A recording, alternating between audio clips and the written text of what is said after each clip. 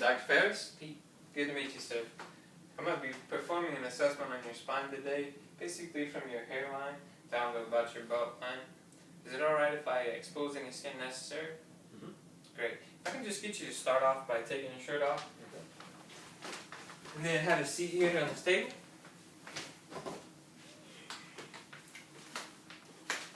Maybe you can come around here so you can catch this angle. Thank you. I'm going to start by finding the PSIS, bisect the iliac crest, windshield wiper down. I'm going to contact the PSIS and push P to A and medial to lateral. Feel some restriction there.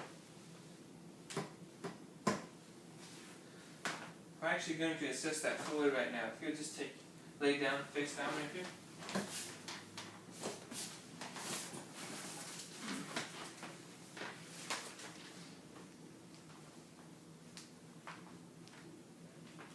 I'll put my hand, this PS is right there, so I'm going to put my hand right in this joint line. Grab hold of the ASIS, this other side, pull up. As I'm pulling up, the sacrum and the ilium are moving as one, so there's a flexion restriction on that side. Check for an extension restriction. I put my fingers right back in that joint line. As I elevate his leg, I should feel the ilium glide past. And it does. The ilium glides past my fingertips, so it means that it's not an extension problem, it's a flexion problem. Okay, if you'll take a seat for me again.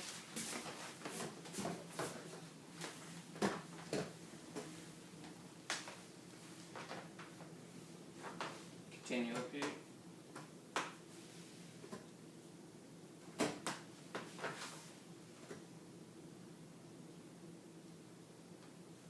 Feel the restriction right there. Can you bend forward for me, sir?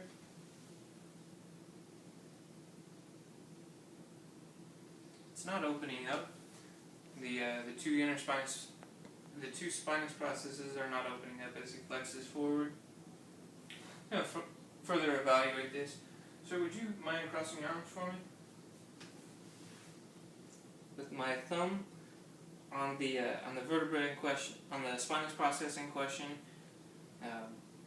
feeling the spinous process below it, I'm going to rotate him.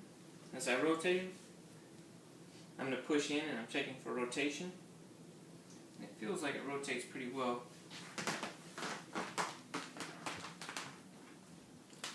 Putting my thumb on the lateral aspect of the spinous, I'm going to rotate him to the right.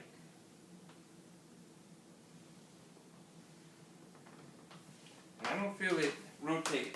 He has a right rotation restriction. I'm going to check lateral bending now.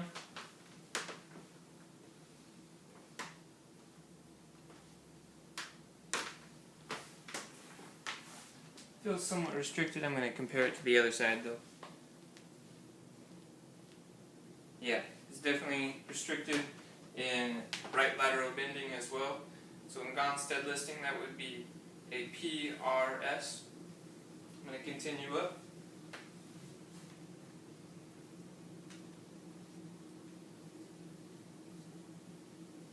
Yeah, right there.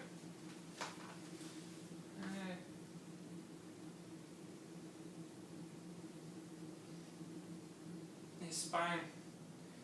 The tip of the scapula is right around here, so if this is around T8, T9.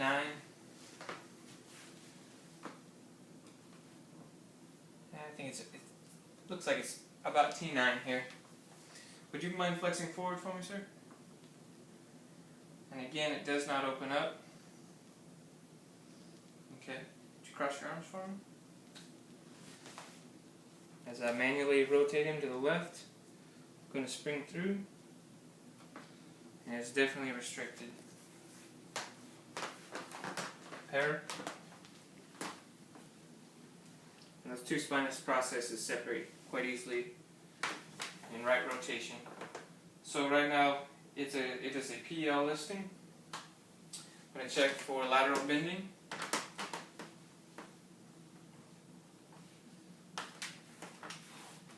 Feels good.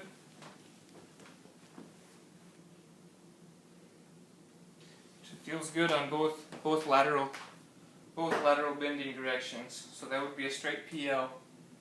I check the associated rib pairs. Because this is right around T9, it would be up 1 interspinous space and out about 2 inches for the rib. I check elevation first. Would you mind crossing your arms for me, sir? I'm going to rotate him to the left, slightly flexing and laterally bending. Push up, and that rib moves fine. Move to the superior aspect of the rib. Going to rotate him to the right, extend him, slightly laterally bend him. And the depress is fine as well.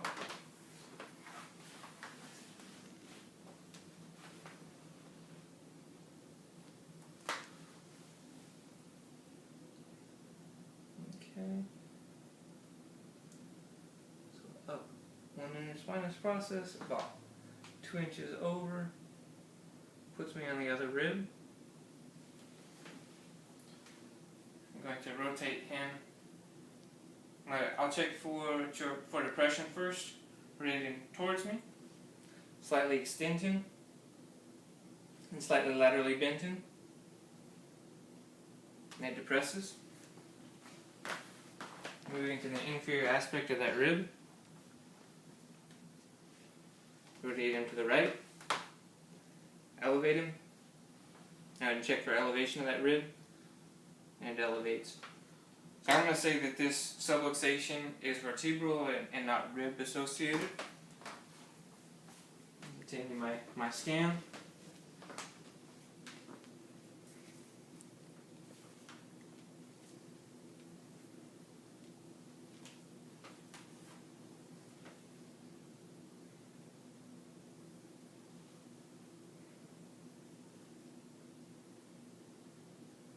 There's some restriction right around in here. So this would be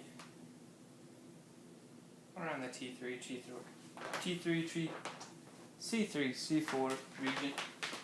Can I get you to sit on this lower stool here for to evaluate this segment?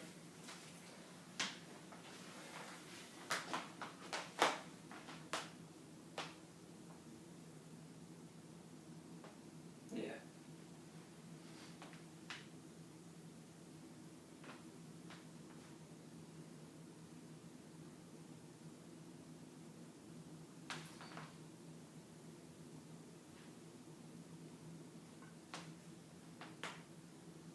Feel the restriction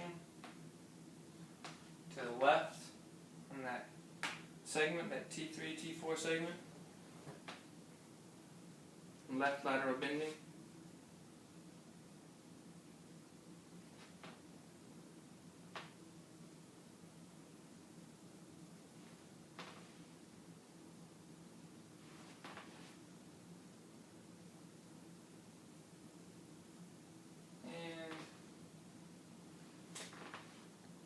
Right rotation. So it would be a P, R, I for that one. Thank you, sir. Appreciate it.